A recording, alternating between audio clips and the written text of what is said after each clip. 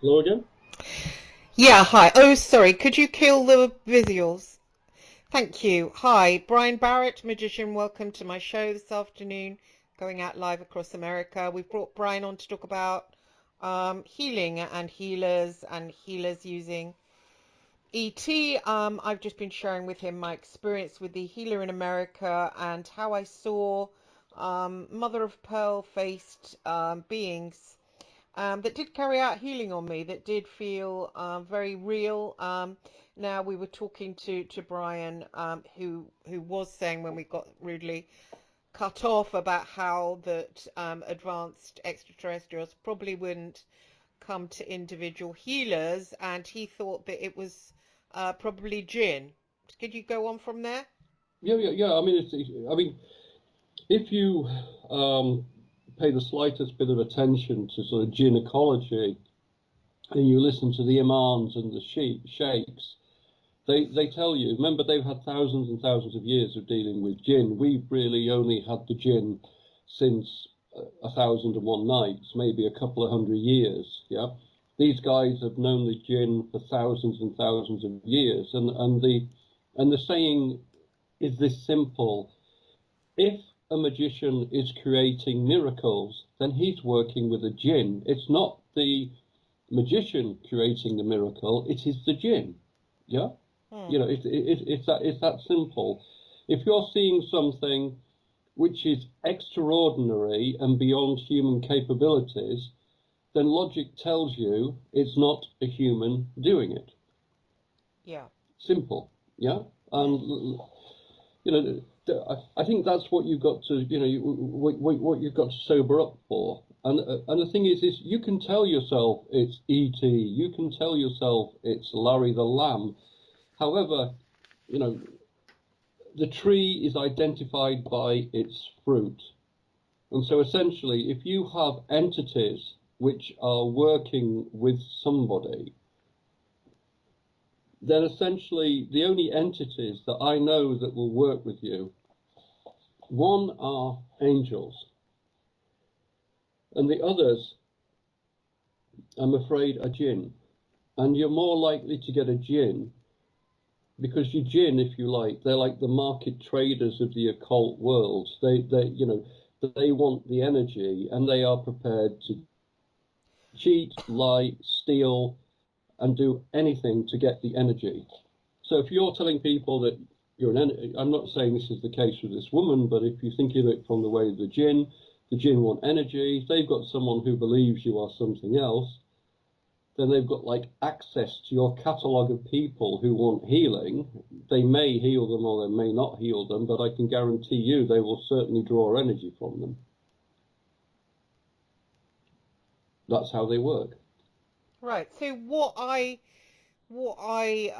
felt with this woman, she brought me into the astral by telling me to imagine floating upwards, and then she said I'm gonna open a portal near you and get the angels to work on you. And I just thought won't feel like anything, but then I saw this being coming towards me, and he kind of had bald head and a large skull and like mother of pearl skin. And as you know, I have a second sight. I mean, I've seen my Djinn. I see he looks a bit like a Cenobite, but this is a creature totally different. And then he did proceed to work on me. I felt things coming away, um, and it was interesting, you know. Yeah, but this phenomenon that you're discussing goes right back to 600 BC. The Egyptians, if you spoke about this, the Egyptians would swear that you were talking about the kahibut, yeah, which essentially was a creature that used to help people when they die, and there's also stories of it aiding magicians in healing and things like this. And this very same creature appears in the Arabian myth. It's the Hamzad or the Quarim, if you like, But even so, this same creature goes back to the Greco-Roman culture. It's It may have been called many, many names. However, if you start describing it, it mirrors, what the ancient Egyptians used to use. What was it called? It was, I'll give you the spelling of it. It's Khail, but.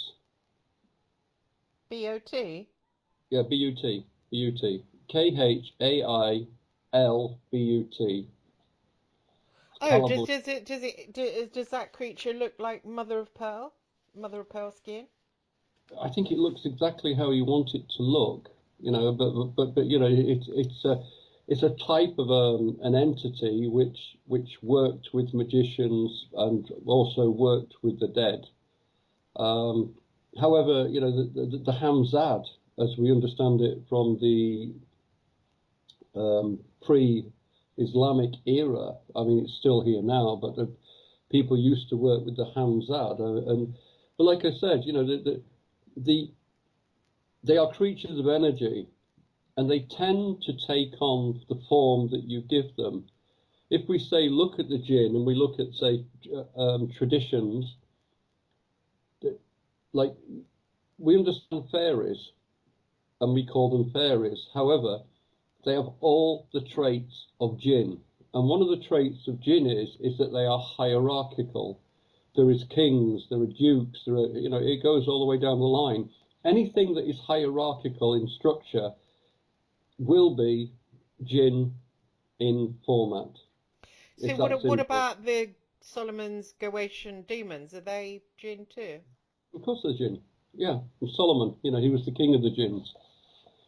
He was the king of the Djinns. I mean, essentially, quite a lot of the prayers that they even use in the exorcisms today will call on Solomon.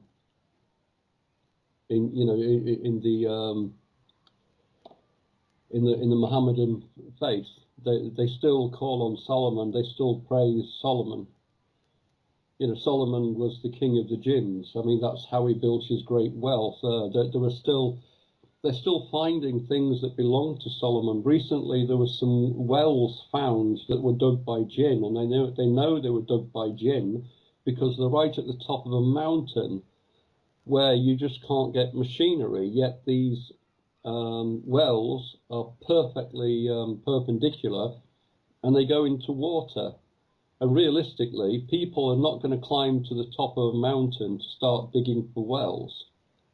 So the Djinn at some stage under Solomon were very much alive, and they were certainly working on this level of consciousness. Absolutely. Why do they call them Goetian? What's with that word?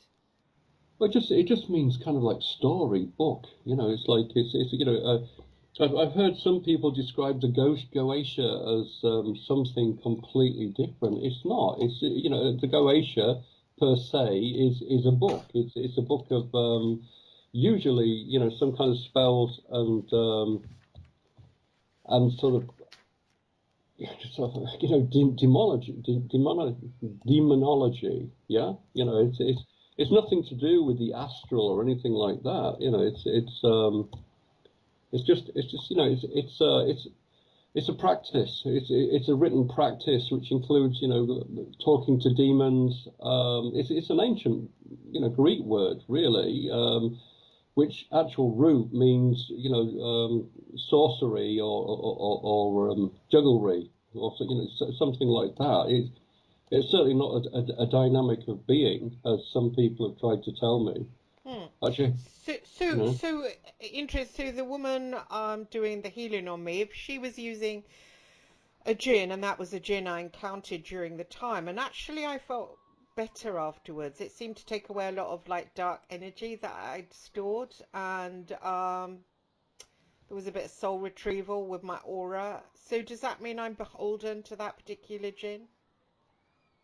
Well, I mean, I don't think it's a question of beholden. I mean, it's like you have to understand that the Djinns are master deceivers, And I am sure they would have told the woman, you know, who are you? Oh, we're extraterrestrial. Oh, wow. Do you want to work with me? Yeah, yeah. Of course we want to work with you. We want the energy, to put it bluntly.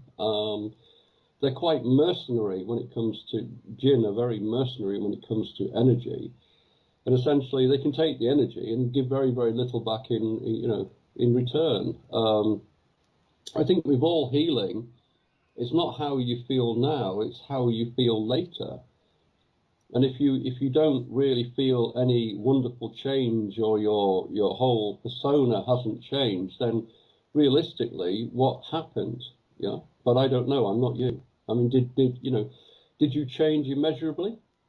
No, it was subtle, but it's interesting. Subtle. My perspective has been a little bit. I feel less cluttered mentally because I do have a lot of clutter, and I did feel that as she let him. Well, as I saw him like working on me. I did get sort of visions of my past, things that I'd long forgotten. And Yeah, yeah, yeah. I mean, if you're gonna harvest the energy, you're not gonna harvest it now, are you? You're gonna go right the way back through the catalogue. Yeah. say that again. I said, if you're going to harvest energy, you're not going to harvest the energy now. You're going to go right through the back catalogue and get all the energy you can. You know, this is how these guys work. These guys work with energy, yeah? But not So, only that, they are not limited to this level of consciousness. So they can go back into your past. And if you were particularly frightened or disturbed in your past, they can harvest that energy. You know, that's what Jinn do. They harvest energy. so what would they do? So okay. So I got a vision of me falling over. I was 5. I was in the playground at school. I fell over. I cut my head, and I thought I was gonna die. And actually, there was another as well, which I got this actually yesterday.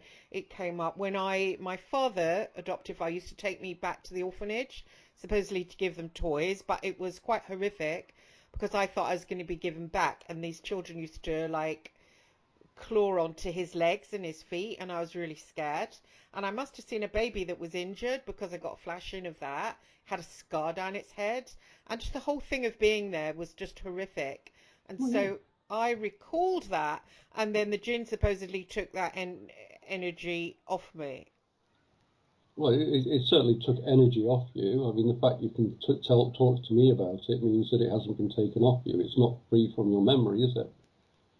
You know, I mean, No. essentially, they went back to that time where you're really frightened. You're giving lots of energy out. You're probably praying to God. You're really, really frightened. You know, I mean, that's in Russia we have a phrase saying "ukusinka," meaning very, very tasty. That would be very tasty for them. You know, thanks very much. And not only that, your guard is down. You've got no psychic defense. So essentially, it's the same as letting a Trojan virus into your computer. You know, sort of, playing these, approaching any form of healing and approaching any form of psychic work or any spiritual work, it pays to meditate properly, have protection, understand what you're doing. Because essentially, if you're not, then you're just laying yourself open to energies that you really probably don't understand.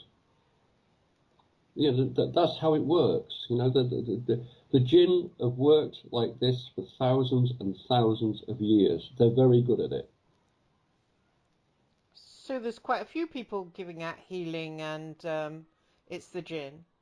Of course, you know that's how they work. That is how they work. This is why the Muslim religion are so what they call anti-Shia or Sahia, because essentially the person who works with the Jinn, eventually the Jinn manipulate them, and then of course they start being nasty, because that's not all Jinn like humans. And this is you've only got to speak to any experienced person who's had contact with the Jinn and contact with their society to understand that they will stop at nothing to extract what they want from humans. They've done it for thousands of years. They've done it for millennia, and this is why the Mohammedisms are so anti-sihr and people who work with them, because essentially it only goes right so far until they turn on the people who work with them. That's how it works. That's how they work. I mean, some people are very skilled and they can work with the Djinn, and they can work with the Djinn kings, and they can get what they want. However, they're very, very few and far between, these people. Who are those people? Well, I would say that the top magicians, many of the top magicians that I know, I would say J.S. Garrett, myself, and there's a couple of others who can actually work with the Djinn and come out of it pretty unscathed. However, it always costs when you work with the Djinn, always. But they're very crafty. They'll tell you that they're something else. That's how they work. They are the Lord of Lies, to put it bluntly. So it's quite interesting. So when she was saying, go back and think of people that have hurt you, and then it was weird because I was tired at the time, and I was thinking of, who did I think of? I just thought of one of my exes. But then after I thought of that, then it was almost like loads of other stuff kept coming up into my head, and I thought, excuse me, sorry. I thought that's absolutely amazing, because I was like recalling things that I'd long ago forgotten, like some boy at school I fancied and who said, "Oh, you're ugly," and it was like, whoa, and I was just remembering the emotion with it, and there was just so many, and I was lying there and it was boom, boom, boom, boom, boom, boom, and I thought, whoa, that's amazing. I mean, so that was. Yeah, but that was just the Djinn extracting the power, extracting the base. That's how they do it. Extracting what? Sorry. Extracting the base, extracting the power that they want from you. I mean, it's I hate sounding repetitive. No, it's okay. You called it something else. That's Sorry. how they work. Extracting base. Yeah, well, power base, extracting power base. Oh, Your power base. Really, that was my power base? Yeah, of course. You're really frightened and scared and angry. Yeah, that's what they thrive on. That's what that energy they thrive on. So they saw you nothing more as just a good base to get power. But why? Hang on a sec. I'm just trying to understand it, and I'm sure my listeners will be struggling to understand it too. You're calling that my power base, and yet it was traumas that I'd been through. So it's the power base for them, not for you. Oh, I but see. You're still, you're igniting this fear. You're igniting this really strong energy. You've forgotten about this energy, but of course the Djinn can go back in time and it can go forward in time. So of course, yeah, everything you're telling me tells me it's Djinn, because you started remembering stuff that you'd even forgotten about, where you were frightened, and of course they would want that energy. Wow, so interesting. That's really, it's so interesting because I've experienced it, what you're saying. And yeah, well, that's it. That's amazing. That's really intrigues me. Yeah, I had forgotten. I mean, it was literally things that were highly disturbing to me, but that I had long forgotten, long forgotten. And when he was working on me, I literally recalled them in intricate detail. It was even like a plum bedspread that I had. Now, I'd long forgotten that eiderdown, but I just felt my hand like stroke over it, and I felt the smells. There's a smell. I used to use a peach perfume when I was like about 7. It was very precious to me. I smelt that, and all of a sudden, I remember the side of my head like aching. I remember all the fears that I had back then, so my heart beating. I was recalling, I'm going to die, I'm going to die, I'm going to die. And I just felt it all come up into my consciousness. Well, no, you didn't. It was brought up into your consciousness so it could be harvested. Wow. Yeah, I mean, this is why the Muslim, the Mohammedan religion, are so anti-Shia because, or Sahir, sorry, because they absolutely understand how the Jinn work. And they work by extracting energy. And if they don't get enough energy from thoughts or emotions, they will then go for you physically and absorb the energy physically, which is another one of their traits. I mean, be an occultist by all means, seriously, if that's your calling. But however, be honest. Find out the entity that you're dealing with, and you can feel them. You can really feel them, seriously. Once you understand how to work with Jinn, you can feel them. And you can feel if they are malevolent or malevolent. You can feel that. But the trouble is, people get hooked into power. And when they get hooked into power, they start saying, okay, that's a little bit dodgy, but I'm doing quite well out of this. I'll forget that. Mm. And then they start believing their own propaganda. And that's literally how the Jinn can get hold of the soul, if you like. They don't really go for the soul, but they go for all the energy that's surrounding you. And once you've committed to them, either acknowledgingly or under some kind of shadow, you can end up being controlled by them unmercifully and not understand what's happening to you. That's how they work. Like someone, Sorry? like someone like Bianchi, the Hillside Strangler. I always thought that with Bianchi and Ian Brady, I studied both of them, went to visit them. I was that curious because I had the feeling that they actually didn't do it. And I know it's like, oh, you're making excuses. Well, no, I don't mean it in that way. They're obviously shits, but that they somehow, it was something else did the murders because of the savagery involved. Something about the anti-human. And yes, I know you get humans that hate people, but there's something about it, some kind of thing, you can just smell it, So it's... Yeah. I mean, if you look at how serial killers work, it's very cold and methodical, and that really falls into quite a lot of Jinn traits. The Jinn are not creatures of happiness. They are very cold and methodical. And when I've read about serial killers,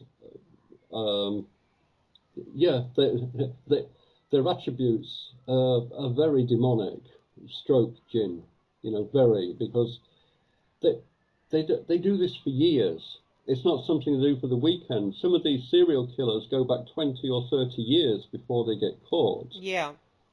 And to do that, there has to be some form of detachment, surely. And I believe the detachment is gained through them psychologically connecting with an entity such as the Jinn, or inventing an entity such as the Jinn, so they can be completely divorced from their actions, so they can still keep their actions up without, if you like, having the effect of being human.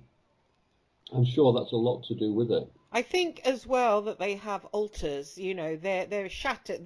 They're always adopted, they're always abused, and they tend to have parts. I mean, I have parts as well. I have a part that's more confident, I have a part that's a people pleaser, I have a part that's like more or less like a child, because if you go through the adoption system, yourself gets sort of shattered.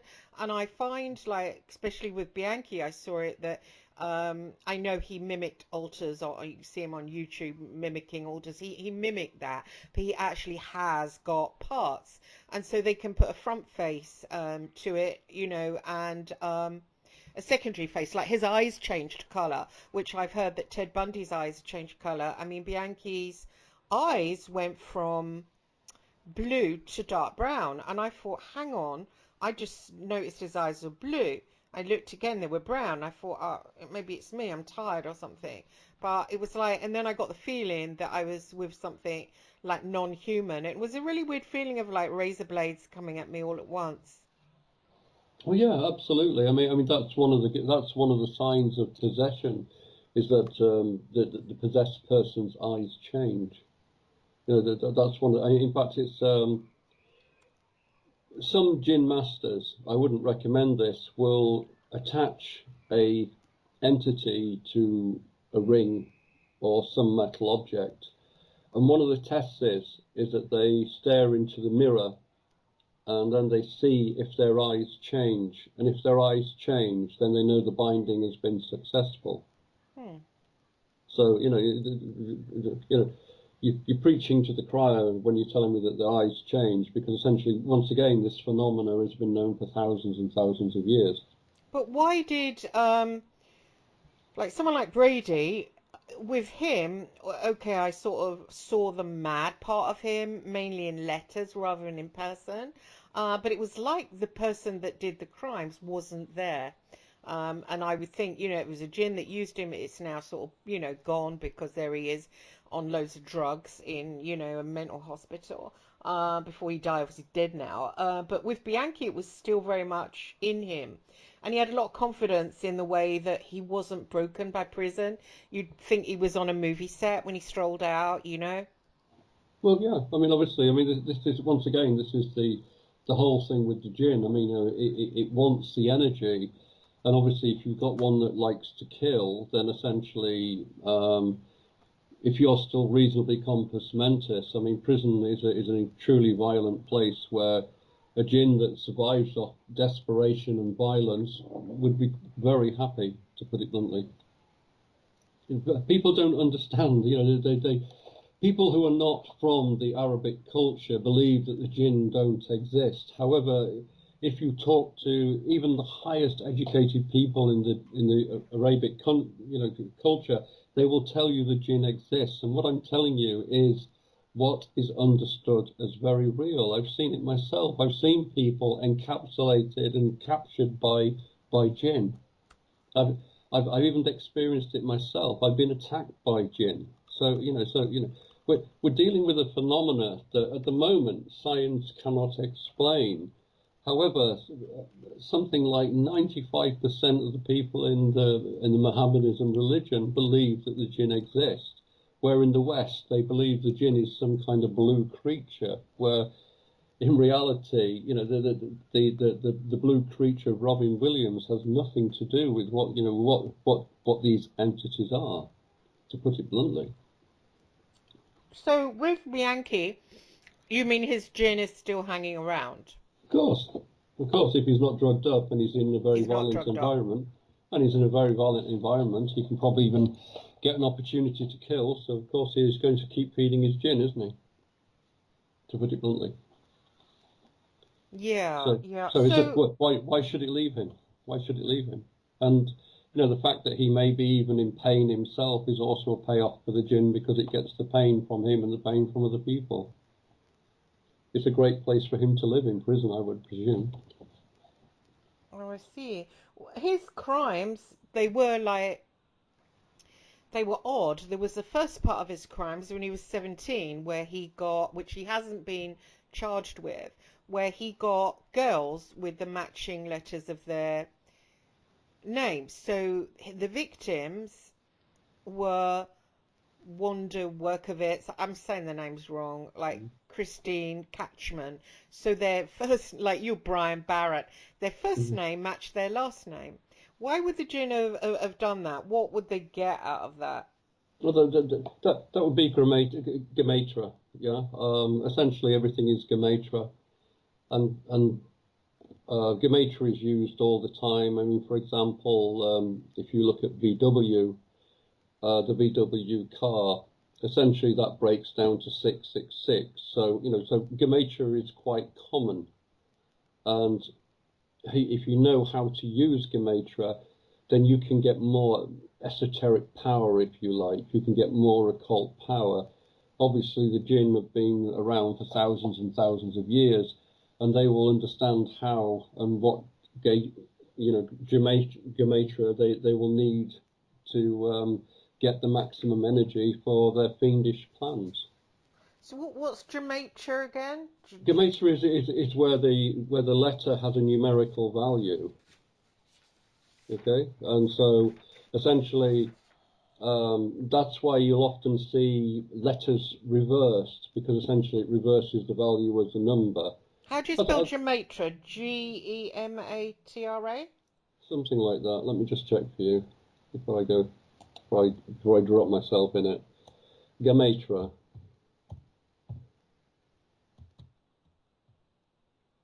Gematria is Gematria. Gematria. Yeah, Oh, gematria. right. So the girls having like matching, like say Brian Barrett, for instance. So that would the double da da da means something.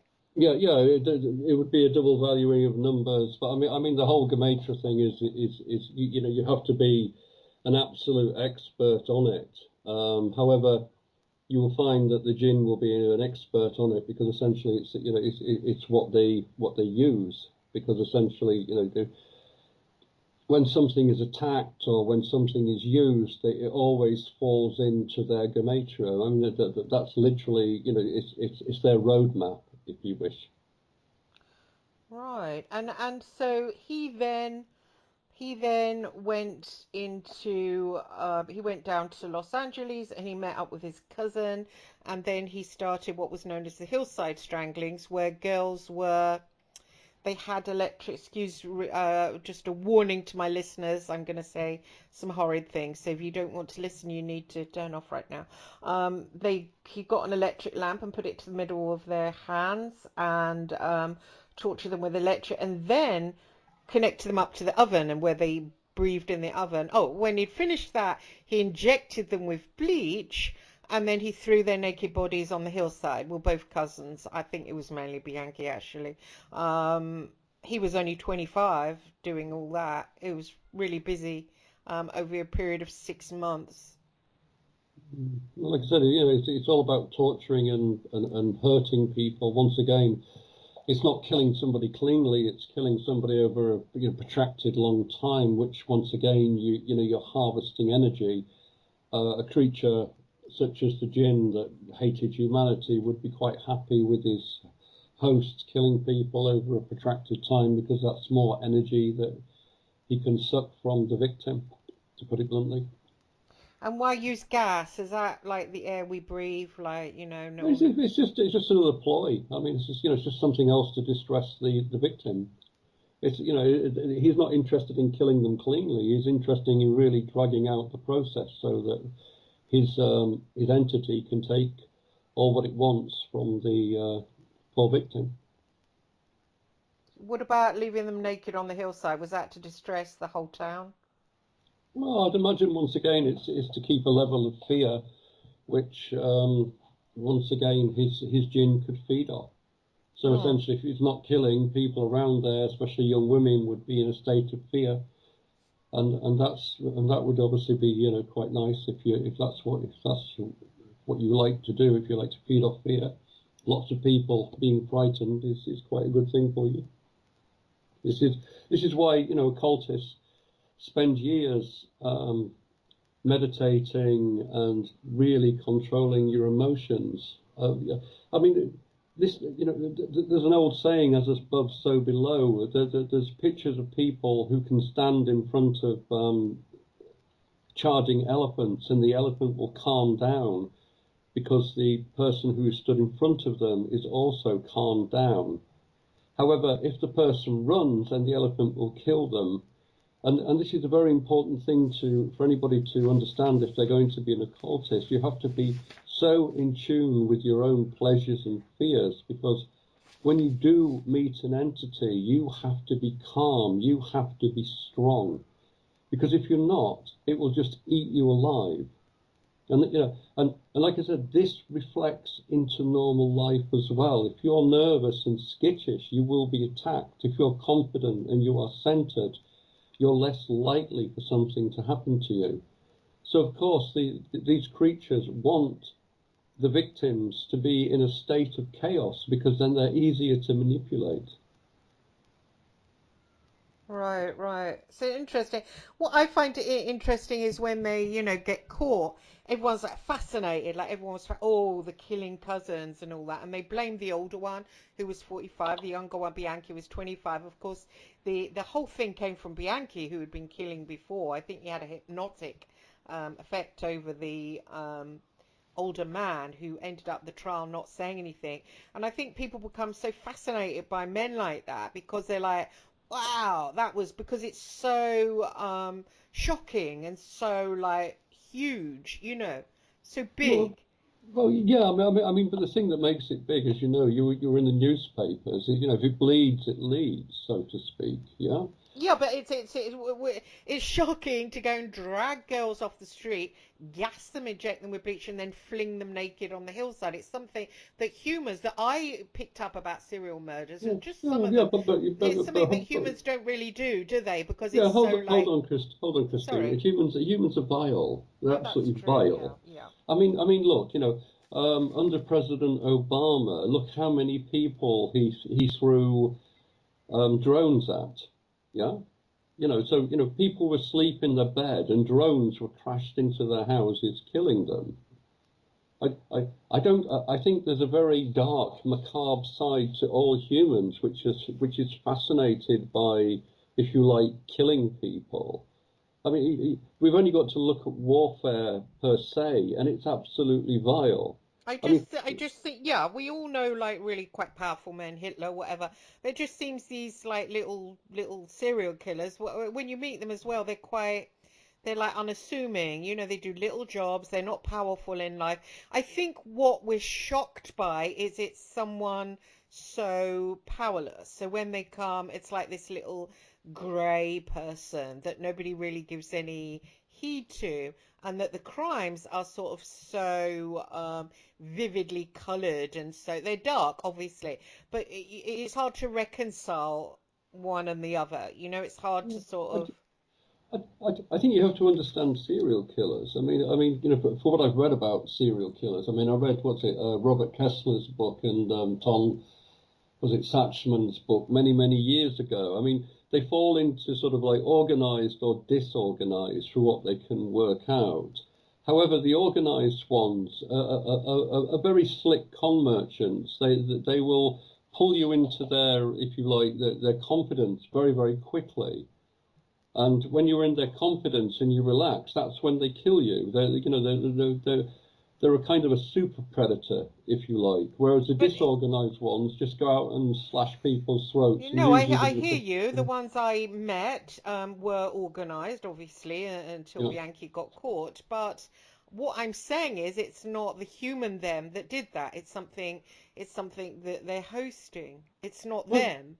well, I would imagine it's like anything else. You have to look at the history and you have to look at, if you like, choice. Usually, serial killers have had some kind of abuse. And I believe it's when they're having this abuse that they then call on dark entities to protect them. And the dark entities may well protect them.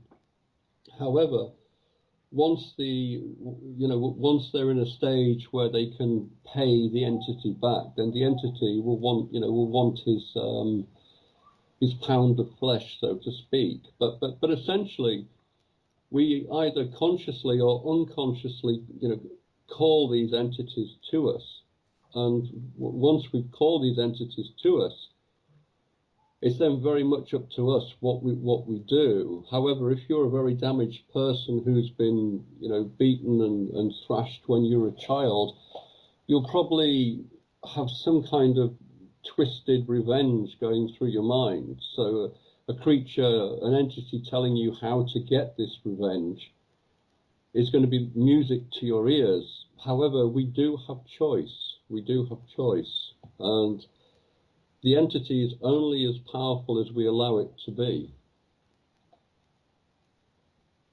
Yeah, Seriously. but if they didn't have is it fair that say one man grows up and has a nice parents and then they end up having a little house and having like sweet life where another man might end up as a boy? tortured, sexually abused, beaten, like these adoptive mothers tend to always do, like in the Jeremy Bamber case as well. And they end up calling on, as you just said, dark entities, and then wanting revenge. It's not really fair because one man is tested, the other isn't tested. You can't really, Well, and yeah, we don't know much yeah. about Djinn either, do we? So. I mean, you're talking about the Jungian shadow thing now, and realistically, you're also talking about fate. If you're going to be talking about fate, then you're kind of talking about karma as well. However, through all this, we do have choice. We may feel powerful or powerless, but the point is, we do have choice.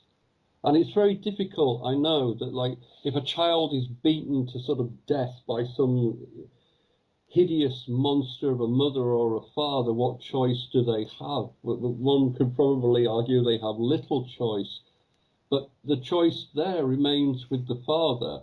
And then, if we look at it from a psychological angle, the father is probably repeating what his father did to him. I mean, the world is appalling. I mean, you've only got to scratch the surface, and you soon end up in a place that you really don't want to be. And I think the best thing is to understand where possible, and you have the choice, then you operate that choice. And if you can't operate that choice, then somehow you have to get it that the person who is abusing you or being nasty to you, they have to make a choice to stop. Yeah. But some people don't, and you're right. They end up getting killed, and it's vile. And I can't tell you the answer for that. I'm not God, but behind every pain, there is usually some kind of Djinn or some kind of entity.